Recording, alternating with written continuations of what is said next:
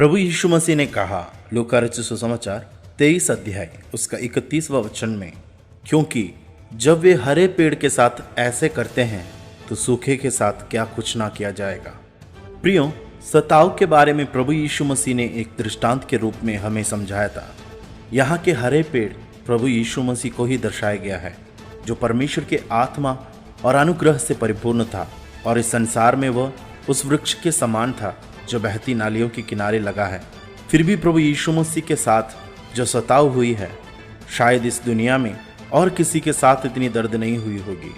प्रभु यीशु मसीह को क्रूर रीति से सताया गया और क्रूस पर उसने अपनी जान हमारे लिए रख छोड़ा, इतना तक कि आखिरी बूंद लहू तक उसने हमारे लिए बहाया। लेकिन प्रभु यीशु मसीह कहता है कि अगर मेरे साथ इतनी बड़ी सताव हुई है तो मेरे पीछे आने वाले उन सूखे पेड़ों के साथ क्या कुछ ना किया जाएगा। प्रियो, इस वचन प्रभु यीशु मसीह ने यहूदी लोगों के संदर्भ में कहा गया था, मगर हम मसीह लोगों को इसमें से छूट नहीं है। यीशु मसीह के कारण मसीह लोगों पर सताव और निंदा होगी करके बाइबल हमें साफ बताती है। दूसरा तीमुथियुस 3 अध्याय उसका 12 वचन में इस प्रकार लिखा है, पर जितने मसीह यीशु में भक्ति के साथ जीवन बिताना चाहते हैं वे सब सताए जाएंगे। बाइबल हमें यह संकेत देता है कि सब कोई जो मसीह यीशु के पीछे वफादारी से चलना चाहते हैं सताए जाएंगे। वास्तव में कलीसिया की सदस्य वे लोग हैं जो मसीह के कारण निंदित, अपमानित या सताए जाते हैं, क्योंकि सताव हर किसी के साथ होगी करके बाइबल में लिखा है।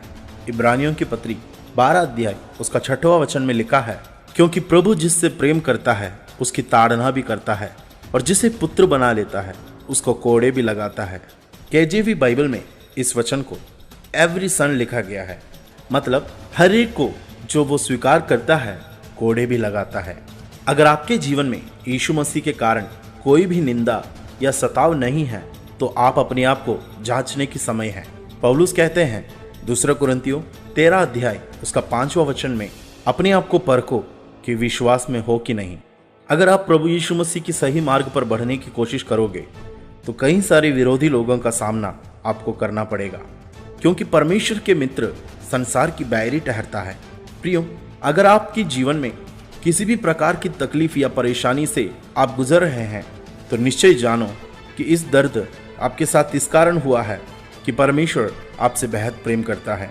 बाइबल हमें समझाती है, पहला पत्रस 4 अध्याय उसका 12 से 16 वचन में, हे प्रियो, जो दुख रूपी अग्नि तुम्हारे परखने के लिए तुम में भड़की है, इसे ये समझकर अचंभा ना करो कि कोई अनोखी बात तुम पर बीत रही है, पर जैसे जैसे मसीह के दुखों में सहभागी होते हो आनंद करो, जिससे उसकी महिमा के प्रकट होते समय भी तुम आनंदित और मगन हो।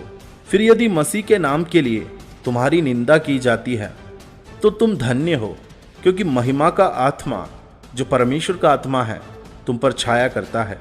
तुम में से कोई व्यक्ति हत्यारा या चोर या कुकर्मी होने या पराये काम में हाथ डालने के कारण दुख ना पाए, पर यदि मसीह होने के कारण दुख पाए तो लज्जित ना हो, पर इस बात के लिए परमेश्वर की महिमा करे।